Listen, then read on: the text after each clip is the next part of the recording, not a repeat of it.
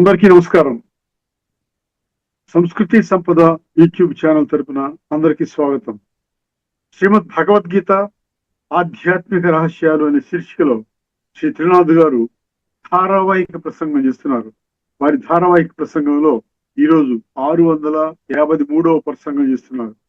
శ్రీ త్రినాథ్ గారికి స్వాగతం. నమస్కారం అండి. శ్రీమద్ భగవద్గీత ఆధ్యాత్మిక రహస్యాలు ఈ యొక్క కార్యక్రమాన్ని తిలకిస్తున్నటువంటి సోదర సోదరీమణులందరికీ కూడా హార్దిక స్వాగతం, సుస్వాగతం, నమస్సుమంజలు. 18వ అధ్యాయంలోని 67వ శ్లోకాన్ని చర్చిస్తున్నామండి మనము. ఇదంతే నా తపస్కాయ నా భక్తాయ కదాచన నచా శుశ్రూషవే వాచ్యం నచమామియో అభ్యసూయతి. అంటే 4 రకాల వాళ్ళకి భగవంతుడు ఏమంటున్నాడంటే గీతా జ్ఞానాన్ని, తత్వజ్ఞానాన్ని, లోతైనటువంటి విషయాల్ని బోధించకూడదు అంటున్నాడు. సో ఈ యొక్క శ్లోకంపై మనం చర్చని కొనసాగించే ముందర ధార్మికము ఆధ్యాత్మికం అన్న విషయాన్ని కూడా మనం టచ్ చేయాలి కదా. ప్రతి ఎపిసోడ్లో టచ్ చేస్తున్నాము. ముఖ్యమైనటువంటి విషయాలు ఏంటంటే 3 ముఖ్యమైన విషయాలు మనం అర్థం చేసుకోవాలండి. ధార్మిక జగత్తులో ఏవైతే మనకి విశ్వాసాలు ఉన్నాయో అది భగవద్గీత పరంగా, భగవద్గీత జ్ఞానం పరంగా దాన్ని మనం భగవద్గీత సమర్థిస్తుందా ఈ విశ్వాసాలని అన్న విషయాన్ని ప్రతి ఒక్కరూ బుద్ధినేత్రాన్ని తెరుచుకొని పరిశీలించాలి.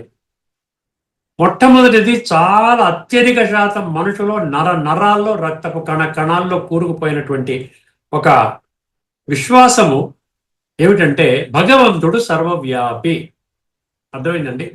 ఇది ముఖ్యంగా ప్రతి ఒక్కరూ దీన్ని మనం వ్యతిరేకించేమంటే మళ్ళీ మనని చాలా తీవ్రంగా వ్యతిరేకించే అవకాశం కూడా ఉంటుంది. కాకపోతే బుద్ధినేత్రాన్ని ఎప్పుడైతే తెరుచుకుంటామో భగవంతుడు సర్వవ్యాపి అంటే పరమాత్మ సర్వవ్యాపి కాదు, ఆత్మ సర్వవ్యాపి అని అర్థమవుతుంది. ఎందుకంటే ప్రతి ఒక్కరిలో ఉన్నది ఆత్మ.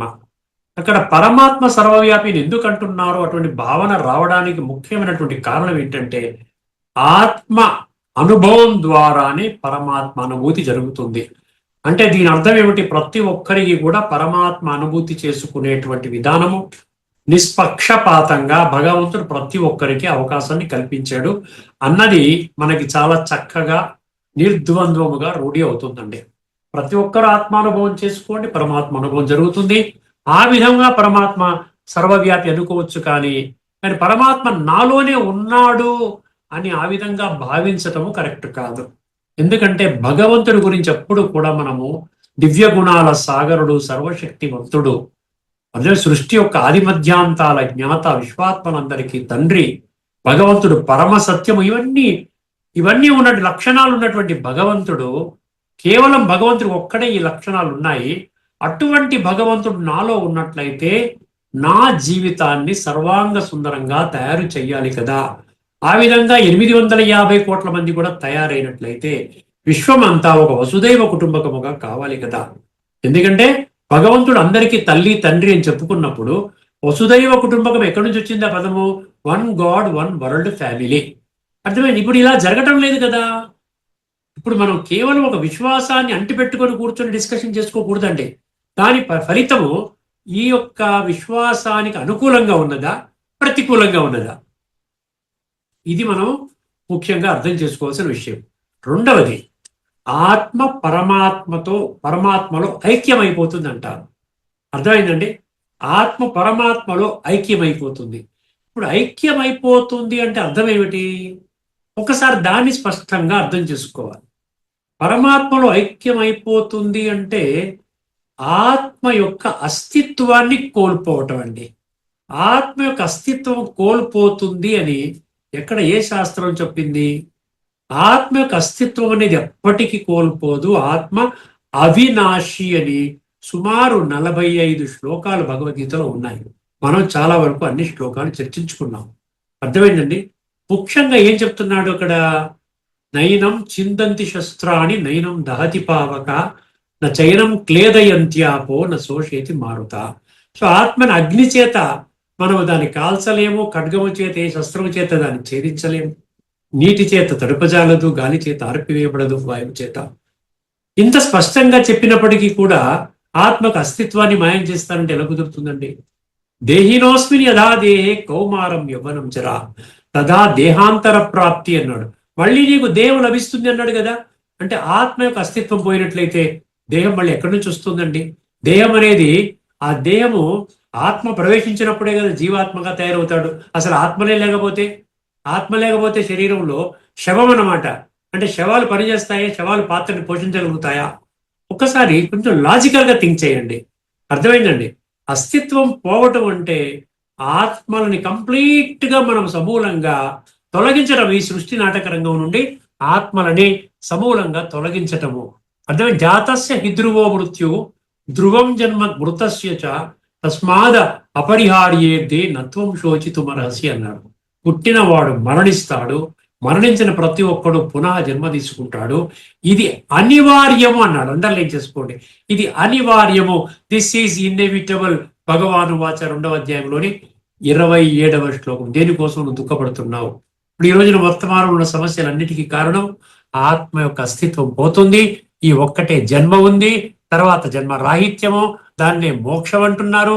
కాబట్టి మీ ఇష్టం వచ్చినట్టు మీరు జీవించండి అనుకునే విధంగా ప్రతి ఒక్కరూ కూడా ఇంద్రియ సుఖాల కోసము, భౌతిక ఈ ప్రాపంచిక విషయాల్లో పూర్తిగా మునిగిపోయి, విషయ వికారాల్లో పూర్తిగా మునిగిపోయి ఆ విధంగా జీవనం సాగిస్తున్నారు. కాబట్టే ప్రపంచం రోజు రోజుకి కూడా పడిపోతున్నది. విలువలకు ఎటువంటి విలువ లేకుండా పోతుంది. భలే మనం అంటాము చరిత్ర పోతే మొత్తం పోయింది, కానీ చరిత్ర నిర్మాణం ఎవరు కూడా చేసుకోవటం లేదు. అర్థమైందండి? ప్రతి ఒక్కరూ గమనించాలి. 3వ విషయము, ఇలా అనేక విషయాలు మనం చర్చిస్తూ వస్తున్నాం. ముఖ్యంగా ఈ 3 విషయాల యొక్క విషయాన్ని మనము ముందు మాటగా చర్చిస్తూ ఉన్నాం. 2వది, శరీరం విడిచిపెడితే ఆత్మ ఆ బ్రహ్మ మహాతత్వములో కలిసిపోతుంది అంటారు. అర్థమైందండి? బ్రహ్మ మహాతత్వములో కలిసిపోతుంది. బ్రహ్మ మహాతత్వం అంటే ఇల్లు అన్నమాట. ఆత్మలు ఉండేటువంటి ఇల్లు, నివాస స్థానము. పరమాత్మ కూడా అక్కడే ఉంటారు. అర్థమైందండి? దాన్నే పరంధామము అంటారు, అమరధామము అంటారు, నిర్వాణ ధామము అంటారు, శాంతి ధామము అంటారు, ఊర్ధ్వ లోకము అంటారు. సో ఈ విధంగా దాన్ని బ్రహ్మాండ మహాతత్వం అంటారు. అది ఇల్లు మాత్రమే. అర్థమైందండి? ఇప్పుడు నేను ఇంట్లో ఉన్నాను అంటే ఇల్లు వేరే, నేను వేరే. నేను ఆ గోడలో కలిసిపోనండి, నేను ఆ ఇటుకలో కలిసిపోనండి, నేను ఆ టైల్స్ లో కలిసిపోను, నేను ఆ సీలింగ్ లోకి వెళ్ళి కలిసిపోను. నేను ఇంట్లోనే ఉంటాను. సో ఇల్లు ఇల్లే, ఇంట్లో నివాసించేటువంటి మనుషులు వాళ్ళు వేరే. ఈ 2 వేరే. అర్థమైందండి? సో అందువల్ల ఈ తత్వంలో కలిసిపోవడం అంటూ ఆ విధంగా భావించడం కూడా అది తర్క విరుద్ధము, తత్వ విరుద్ధము. అది భగవద్గీతలో భగవంతుడు దాన్ని ఖండిస్తూ ఉన్నాడు. ఆ విధంగా ఉండదు. మీరు అక్కడ ఉంటారు, నేను నివాస స్థానంలో ఉన్నాను. ఆ తర్వాత మీరు సెక్షన్ వైజు మీ యొక్క సంస్కారాల అనుసారంగా ఆ విధంగా మీరు కూడా అక్కడే ఉంటారు. అక్కడ నుండి ఈ సృష్టి నాటక రంగంపై పాత్రని అభినయించడం కోసం అని చెప్పి మీరు ఆ విధంగా ఈ సంస్కారాల అనుసారంగా సాత్వికమా, రాజసికమా, తామసికమా, ఈ సంస్కారాల అనుసారంగా మీ యొక్క జన్మ ఉంటుంది. అర్థమైందండి? ఇది ఆధ్యాత్మికంగా మనం భగవద్గీతని కానీ ఏ శాస్త్రాన్ని కానీ ఆధ్యాత్మిక దృష్టికోణంలో, తత్వజ్ఞాన దృష్టికోణంలో అర్థం చేసుకుంటే ఈ విషయాలు స్పష్టమవుతాయి. అంతేకాని బుద్ధినేత్రాన్ని తెరవకుండా 100% నేను దేహం అనేటువంటి భ్రాంతిలోనే పూర్తిగా మునిగిపోయి, విషయ వికారాల వలయంలో పూర్తిగా కూరుకుపోయి, ఇంద్రియ సుఖాల కోసమే జీవితాన్ని, ధన సంపాదన కోసమే ఒక లక్ష్యంగా పెట్టుకుని ఆ విధంగా ముందుకు వెళ్లే జీవితాన్ని, అటువంటి వాళ్ళు ఈ విషయాన్ని అర్థం చేసుకోలేరు. అది మూఢనమ్మకంగానే, అదే పర్ఫెక్ట్ అనే విధంగా వాళ్ళు ఆ విధంగా నమ్ముతారు. అర్థమైంది? ఇది ధార్మికము, ఆధ్యాత్మికము. ఈ యొక్క భేదాన్ని ఈ 3 విషయాలపై మనం చర్చించుకున్నాం. మరికొన్ని విషయాల్ని మనం తదుపరి ఎపిసోడ్ చర్చించుకుంటాం. ఇప్పుడు మనం 18వ అధ్యాయంలోని 67వ శ్లోకము మనము వీలైనంత వరకు ఎంత స్పష్టంగా అర్థం చేసుకోవాలి అంటే, ఎందుకంటే ఎందుకు దీన్ని కూలంకషంగా చర్చించుకోవాలి అంటే, భగవంతుడు ఫలానా వాళ్ళకి చెప్పకండి అన్నాడు. అంటే నేను అందులో వస్తానా? నేను అందులో ఉన్నానా? ఒకవేళ భగవంతుడు నిషేధించినటువంటి గ్రూప్స్ ఏవైతే 4 ఉన్నాయో ఆ గ్రూప్ లో నేను ఉన్నట్లయితే నేను అక్కడి నుంచి తొలగి భగవంతుడిని తెలుసుకున్న వాళ్ళ గ్రూప్ లోకి జంప్ అవుతాను. లాంగ్ జంప్ అనండి, హై జంప్ అనండి, ఆ విధంగా జంప్ తీసుకొని నేను ఆ రిస్క్ లో ఉండదలుచుకోలేదు. దానివల్ల నాకు చాలా ప్రమాదము ఉన్నది. నేను రేపు స్వర్గములోకి వెళ్ళను. ఈ జన్మలో కూడా దైహిక భ్రాంతిలో ఉండి జీవితాన్ని పాడు చేసుకునేటువంటి బాధ్యత అది కూడా నాకే వర్తిస్తుంది. భగవంతుడు నా తండ్రి నాకు ఈ విషయాన్ని చెప్తున్నాడు. అర్థమైందండి? 18:67 ఏమన్నా, ఇదంతే నా తపస్కాయ నా భక్తాయ కదాచన నచా శుశ్రూషవే వాచ్యం నచమామ్యో అభ్యసూయతి. ఇది శ్లోకం అండి. ఈ శ్లోకములో భగవంతుడు ఒక గొప్ప ఆధ్యాత్మిక నియమాన్ని తెలియచేస్తున్నాడు. ఒక గొప్ప ఆధ్యాత్మిక నియమాన్ని తెలియచేస్తున్నాడు. ఏమిటండి? ఏం తెలియజేస్తున్నాడు? మనుషులు 4 రకాల మనుషులకు గీతా తత్వజ్ఞానం, గీతా జ్ఞానం కాదు, గీతా తత్వజ్ఞానాన్ని బోధించకూడదు అంటున్నాడు చాలా స్పష్టంగా. దీన్ని ఎవరు ఖండించలేరు. అవునండి, భగవంతుడు నాకు చెప్పలేదు, అర్జునుడికి చెప్పాడు అనుకుని మనం తేలిగ్గా తీసుకుని ఇన్నాళ్ళు వదిలేశాం. కానీ భగవంతుడు చాలా గంభీరంగా తీవ్రమైన విషయంగా పరిగణించాలి అని మనందరి దృష్టికి ఈ విషయాన్ని తీసుకొని వస్తున్నాడు. ఏం చెప్తున్నాడండి? 4 రకాల మనుషులకు గీతా తత్వజ్ఞానాన్ని బోధించకూడదు అని స్వయముగా భగవంతుడే కుండ బద్దలు కొట్టినట్టు స్పష్టం చేయడం జరిగింది. అర్థమైందండి ఎందుకు చేస్తున్నాడు? ఈ భగవంతుడు పెట్టిన నియమే చూసారా? మీకు ఆశ్చర్యం వేస్తుంది. భగవంతుడు పెట్టిన నియమము వేదాలలో ఉపనిషత్తుల్లో కూడా ఈ విధంగా ఉన్నదండి. మనం చర్చించుకోబోతున్నాం. ఉపనిషత్తులు మనం చర్చించుకుంటున్నాం కదా, దాంట్లో కూడా స్పష్టంగా ఉన్నదండి. అందుకనే ఈ సాంప్రదాయము వేద ఉపనిషత్ కాలం నుండి ఈ సనాతన సాంప్రదాయము ఆ విధంగా ఇది వస్తుంది. ట్రెడిషన్ ఆఫ్ సీక్రెట్ నాలెడ్జ్, రహస్యాలంటే అదే కదండి. ఇది వేద ఉపనిషత్తు దాంట్లో కూడా ఒక సాంప్రదాయబద్ధంగా ఇది అందులో ఆ యొక్క మెచ్యూరిటీ లేనటువంటి వాళ్ళకి, స్పిరిచువల్ మెచ్యూరిటీ లేనటువంటి వాళ్ళకి మీరు చెప్పకండి. చెప్తే ఏమవుతుందో ఒకసారి చూడండి. ఈ పరమ రహస్యమైన గీతా జ్ఞానాన్ని తపస్సు ద్వారా మనస్సును శుద్ధి చేసుకోని వానికి మొదటి కేటగిరీ.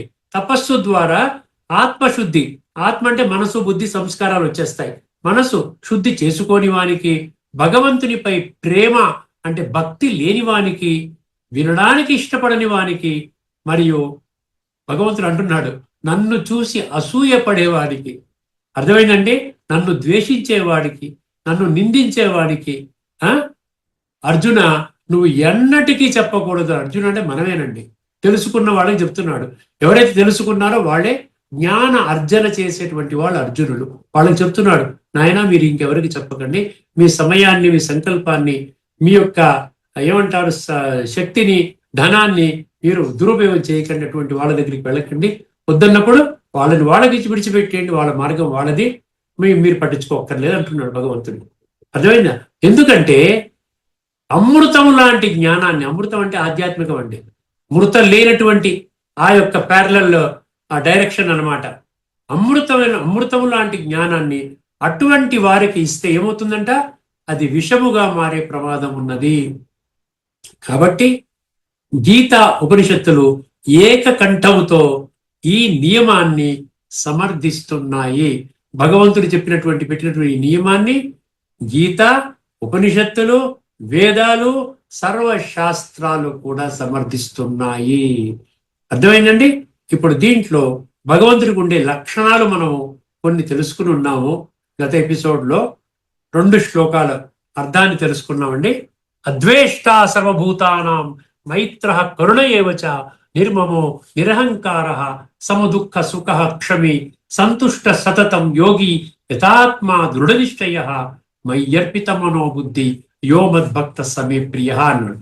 అంటే ఎటువంటి భక్తుడు, ఎటువంటి లక్షణాలు ఆ భక్తుడికి ఉన్నట్లయితే నాకు చాలా ప్రియంగా అవుతాడు. అర్థమైందండి? అందులో 10-11 లక్షణాలు మనం తెలుసుకున్నాం. అర్థమైందండి? ఇప్పుడు తదుపరి మళ్ళీ తెలుసుకుందాం. 12వ అధ్యాయంలోని 13 నుండి చివరి వరకు ఉన్నాయి 8 శ్లోకాలు ఉన్నాయి. 2 తెలుసుకున్నాం. ఇప్పుడు 15, 16 సంగతి ఒకసారి చూద్దామండి. ముందుగా 12వ అధ్యాయంలోని 15వ శ్లోకం. ఇది సత్యమైనటువంటి భగవంతుని యొక్క ప్రీతి పాత్రులయ్యేటువంటి భక్తుల యొక్క లక్షణాలు. 12వ అధ్యాయంలోని భక్తి యోగము 12వ అధ్యాయంలోని 15వ శ్లోకం. యస్మాన్నో ద్విజతే లోకో లోకాన్నో ద్విజతే చ యః హర్షామర్ష భయోద్వేగై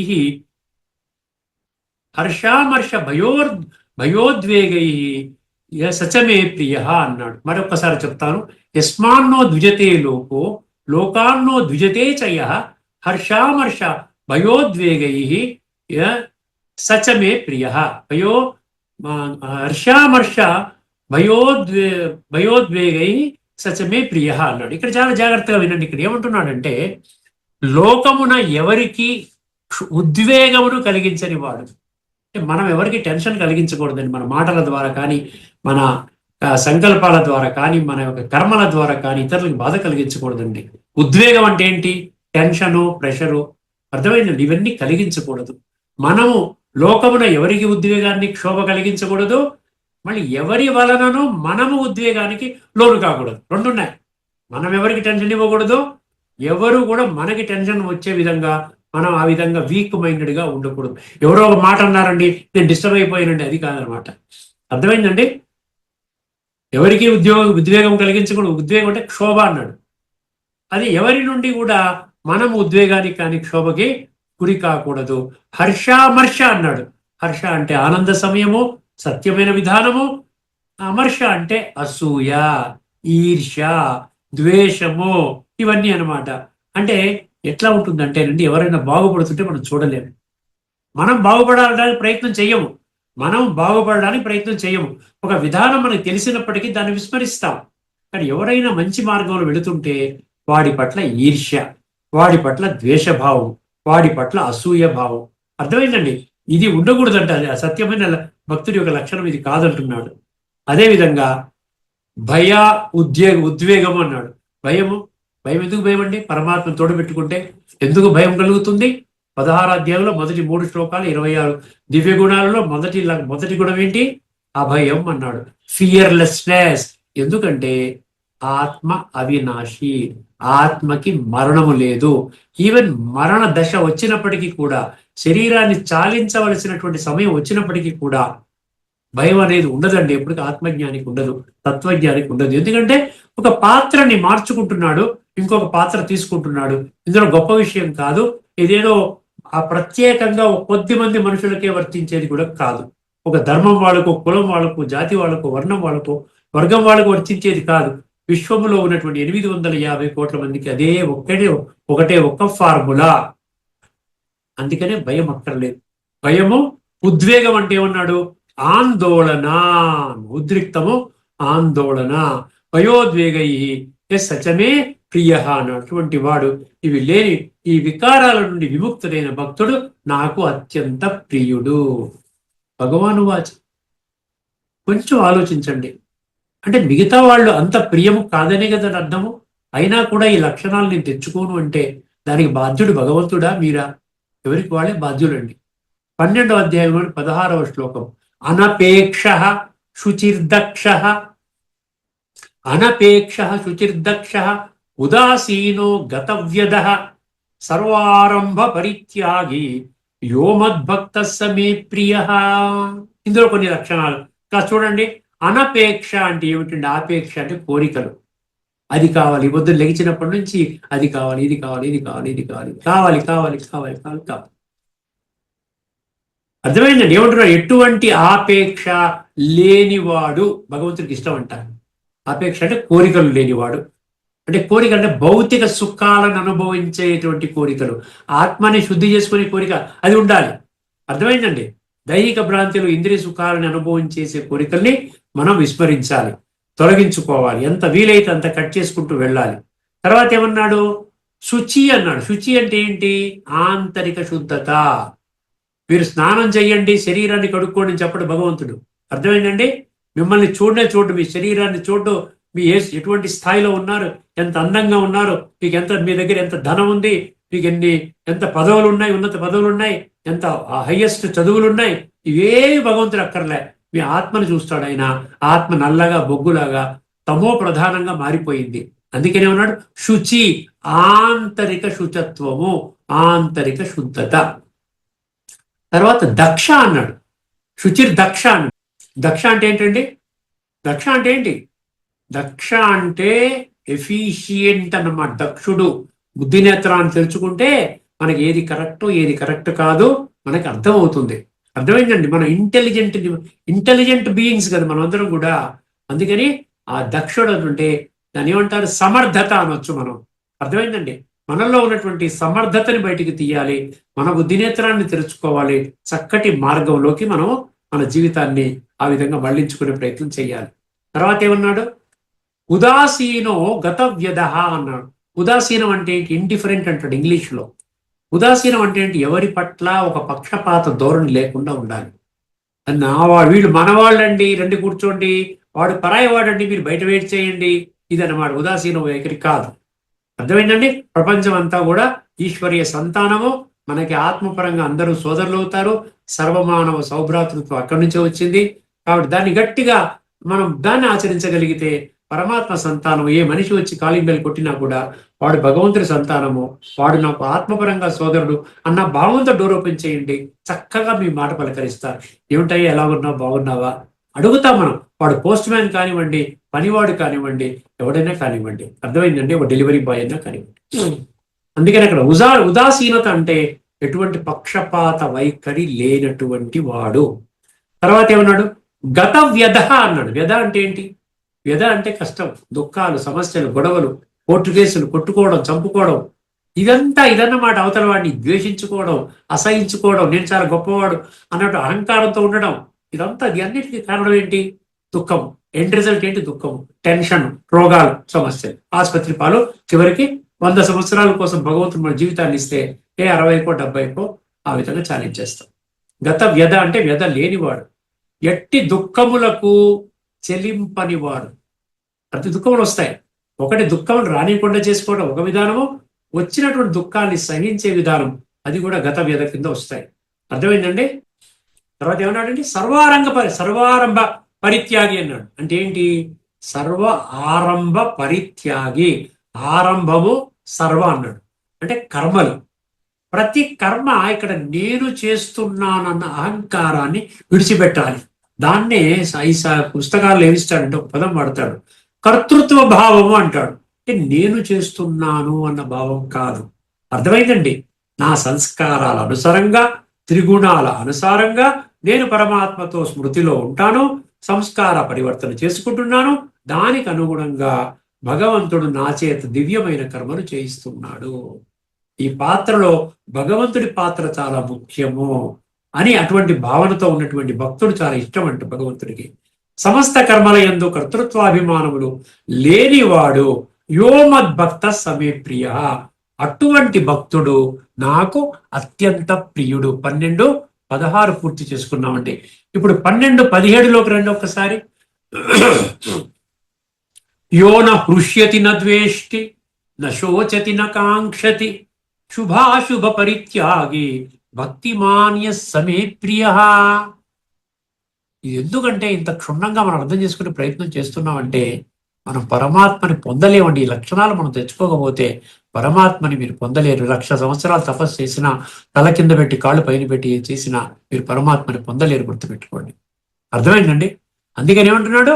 యోన హృష్యతి న ద్వేష్టి న శోచతి న కాంక్షతి శుభాశుభ పరిత్యాగి భక్తిమాన్య సమే ప్రియ అన్నాడు. ఇక్కడ హృష్యతి అంటే ఏంటి? హృష్యతి అంటే ఇష్ట వస్తు ప్రాప్తికి పొంగిపోనివాడు. అనుకున్నది జరిగింది. అర్థమైందండి? వ్యాపారం బాగా అభివృద్ధి చెందింది, ఉన్నట్టుండి ఎవడో పెద్ద ఆర్డర్ ప్లేస్ చేశాడు. అర్థమైందండి? దానితో ఒక్కసారి నా ప్రాఫిట్స్ అన్ని ఎన్నో టైం 10 సార్లు మల్టిప్లై అయిపోయింది. లేకుండా ఉంటే ఫలానా దగ్గర ఒక విపత్తు నాకు సడన్ గా తొలగిపోయింది, నేను దాటేశాను, ఫలానా ఆపరేషన్ సక్సెస్ అయ్యింది, లేకుండా ఉంటే ప్రమోషన్ వచ్చింది, లేకుండా ఉంటే ధనము కలిసి వచ్చింది, లేకుండా ఉంటే ఏదో జరిగింది. మంచి జరిగినప్పుడు పొంగిపోనివాడు హృష్యతి అంటే అదనమాట. ఇది వర్తమానంలో సాధారణంగా ప్రతి ఒక్కరికి వచ్చే లక్షణం అండి. ఏదైనా మంచి జరిగితే నలుగురికి చెప్పుకొని చాలా గొప్పగా మనము దాన్ని ఆనందపడుతూ ఉంటాం. అందుకని ఇక్కడ ఏమంటాడు? ఇష్ట వస్తు ప్రాప్తికి పొంగిపోనివాడు, అనిష్ట వస్తు ప్రాప్తికి కృంగిపోనివాడు. అనిష్ట వస్తు అంటే ఉంటాయి కదండి, అంటే దేని యందు ద్వేషభావము లేనివాడు. ద్వేషభావం లేదు. మంచి జరిగినా అది ఈశ్వరార్పణం, చెడు జరిగినా ఈశ్వరార్పణం. నేను భగవంతుని యొక్క స్మృతిలో ఉంటాను. రాజయోగ ప్రక్రియ ద్వారా పరమాత్మ స్మృతిలోనే జీవితాన్ని అంకితం చేస్తాను అనుకోండి. మీకు కష్టం వచ్చినా నష్టం వచ్చినా మీరు హాయిగా నిశ్చింతగా ఉంటారు. ఈ జ్ఞానం అంత శక్తిశాలి జ్ఞానం, పవిత్రమైనటువంటి జ్ఞానం. దేని యందు ద్వేషభావం లేనివాడును. తర్వాత ఏమన్నాడు? నా శోచతి నా కాంక్షతి అన్నాడు. నా శోచతి అంటే ఎప్పుడు ఈ దుఃఖపడ్డండి. ఏడవడం అనే డిక్షనరీలో లేదు.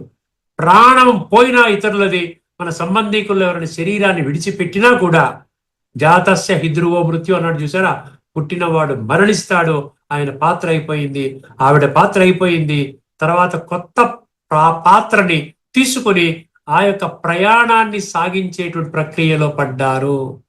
అర్థమైందండి? కాబట్టి అది ఆనందించగలిసిన విషయము. అర్థమైంది. కాకపోతే సమాజంలో అందరూ కూడా ఏమిటయ్యా చనిపోతే ఆనందిస్తున్నావు కదా అంటారు. కాబట్టి మనం ఏం చెయ్యాలి? సంయమనం పాటించి మనము ఆంతరికంగా మనము భగవంతుడికి మనం ప్రార్థన చేసి ఫలానా ఆత్మకి గతి సద్గతి కలిగించండి అని ప్రార్థన చేస్తాం. అర్థమైంది? అంతేగాని ఏడవరు అన్నమాట. అయ్యో పోయాడు. ఎందుకంటే ఈ రోజున వాళ్ళు పోయారు, రేపు మనము కూడా పోతాము, మళ్ళీ మన పిల్లలు కూడా ఆ విధంగా ఉండాలి, ఏడవాలి అని అనుకుంటామా చెప్పండి? కాదు కదా. అందుకని ఏమన్నాడు? నా శోచతి అంటే దేనికి నీ శోకించని వాడు, నా కాంక్షతి అంటే ఎటువంటి ఎక్స్పెక్టేషన్స్ ఉండవండి ఆయనకి. ఫలానాది పొందడం కోసం ఫలానా పని చేస్తున్నాను. అర్థం అంటే కర్మ ఫలాన్ని ఆశించటం అన్నమాట. అందువల్ల అటువంటివి ఏమి ఉండదండి. తన పని కాస్త ఆత్మచింతనలో, ఆధ్యాత్మిక దృష్టిలో, పరమాత్మ యొక్క స్మృతిలో తన పనులు చేసుకుంటూ వెళతాడు. అర్థమైందండి?